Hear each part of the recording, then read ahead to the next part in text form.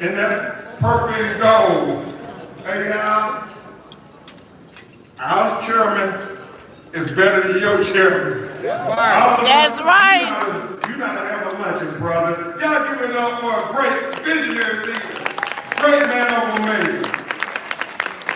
And Commissioner Leon, Miami Garden's finest. If you want to see what the young leadership for America looks like, you need to look no further than this young Vice Chair of the Miami Garden City Commission, Mr. Reginald Leon. Woo.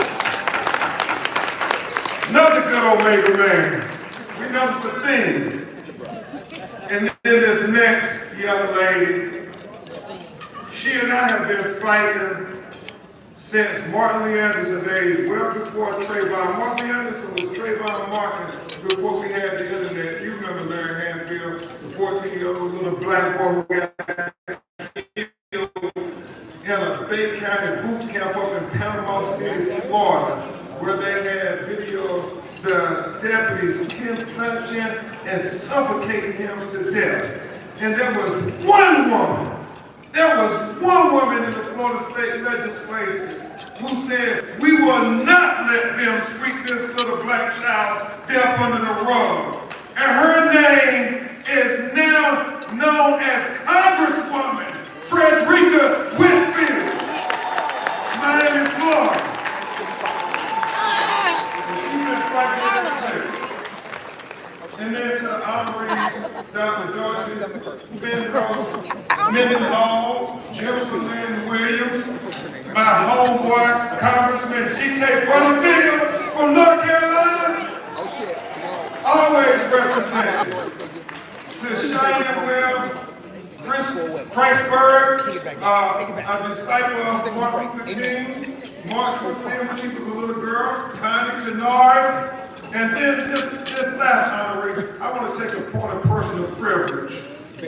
Because this brother, man, this brother has this platform on the Worldwide League of Sports. He is Mr. ESPN himself, and he has millions of people who watch him every day. He has even more followers on social media. And he never think it robbery when I'm working on a big case, whether that is Jacob Blake, whether that is Tyree Nichols, whether that is George Floyd. He was telling about this. Okay, we not just Black America, but we want to talk to the millions of people who follow me from my ESPN platform. And we're going to let them understand that Trayvon Martin life matter, that Michael Brown life matter, that Breonna Taylor life matter, that Ahmaud Arbery life matter, that Sonia Massey life matter, that Andy Bland life matter, that Tyree Nichols life matter, that all of our children life matter. And he always does it, even though he doesn't have to do it. He would still have to support President Russell if he never talked about these Black Lives Matter causes. But he doesn't. And I want to say publicly, like I say privately, Stephen A. Smith, thank you, brother, for always using your influence when it matters most. Y'all give him a big round of applause. He doesn't have to do it, but he chooses to do it for the culture. And y'all notice I'm wearing my Stephen A. Smith suit today. And the last thing I'll say about Stephen A., truly Stephen A., what you have done for the culture, man, like we were talking about Mr. Bell with A Different World, how you represent. If there is a sports Hall of Fame, Mount Rushmore, I see people like Chris Berman on that Mount Rushmore for sports announcers. I see people like Hal Cosell on that Mount Rushmore for sports announcers. I see people like Bryant Gumbel. I see people like Stuart Scott. I see people like Robin Roberts. I see people like Michael Wilborn. But yeah, it would not be complete without my frat brother, Stephen A. Smith, on the great sports announcers, Mount Rushmore. So thank you, Stephen A. Smith. You got to give people their flowers right here to appreciate it. That's right. And so, to make the case, I'm a trial lawyer. I'm going to walk around and get away from this podium. So, in my remaining 7 minutes to make the case, may it please this court, assembled at the Orange Blossom Classic Luncheon, I come before you to make the case that if we uplift the culture, then our black children will excel. It is that simple. If we uplift the culture, then our black children will excel. I want to thank Kendra Bullock, the CEO of the Orange Blossom Classic, because what the classic really is, brothers and sisters, it is a classic that inspires the culture. Yes. We uplift the culture. We celebrate the culture. Attorney Hansfield, you know, when we're in court, we often try to break it down to the most fundamental level for the jury. We don't ever want to assume the jury gets it. Marlon Hill, you know, we have to beat a dead horse. Shame on you if you assume the jury got it and they didn't get it. So I ain't gonna take no chances on y'all, ladies and gentlemen of the jury. I want to beat a dead horse. Because Beat it. culture, if you define what culture is and what it really means, culture proliferates the enhancement, the well-being, and the survival of a particular group or ethnicity. And so what you're doing, Kendra, with this Orange Blossom Classic is helping to proliferate the black culture in the United States of America. That's what black culture is for. We're trying to enhance the culture, y'all. To give our children a better world, a better opportunity, and the American promise of life and liberty in the pursuit of happiness. That's what culture is. I know. And brothers and sisters, I tell you all, we all have a role to play in uplifting our black culture.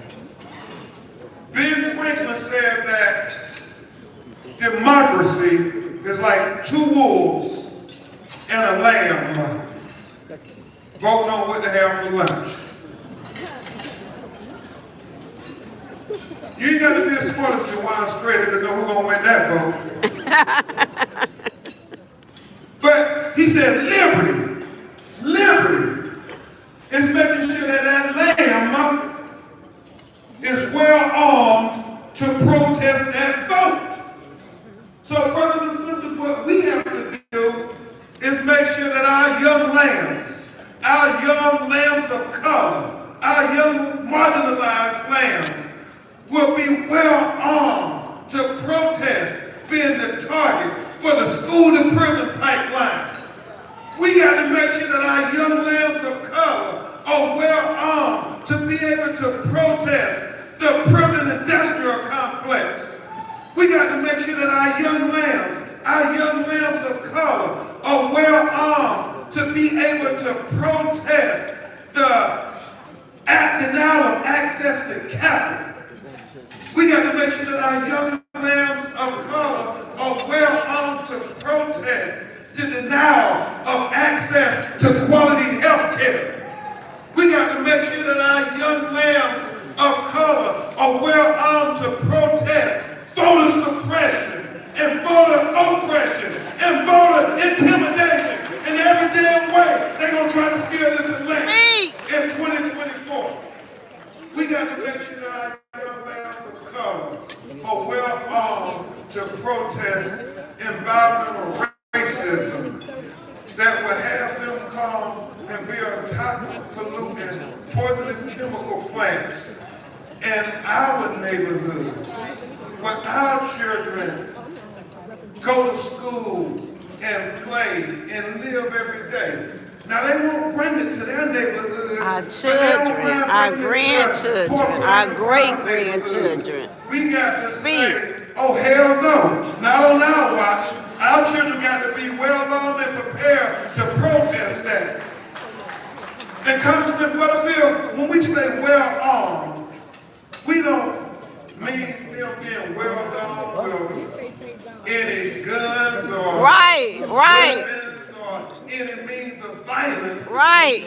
Brothers and sisters, we have to make sure that our young lambs of color are well armed with intellect, with diplomacy, Right. with strategic thinking. Right. Because brothers and sisters, if you don't remember anything else I say today, I want you all to remember this one thing. I want you all to remember that You the ain't come enemies in. of It didn't come equality in. will not win this It didn't war come in. as long as we make sure that our children are more intelligent than those who seek to oppress them. That bird! Speak, Ben, speak. Because that's what culture is about, y'all. It's about the proliferation and the perpetuation of our people, our communities, our children's future. And Congresswoman Wilson, it's just like the motto for the Congressional Black Caucus. Got it right. They said we have no permanent friends, Can't get no body permanent roll. enemies. We only have a permanent cause, and that is for the future of our black children. Yes. That is what culture is, brothers and sisters. Yes. And as Dr. Martin Luther King said, we all have a role to play. We all have a role to play. Everybody doesn't need to be on the front line. I might not need another. With Black Lives Matter, with me and Reverend Al and others.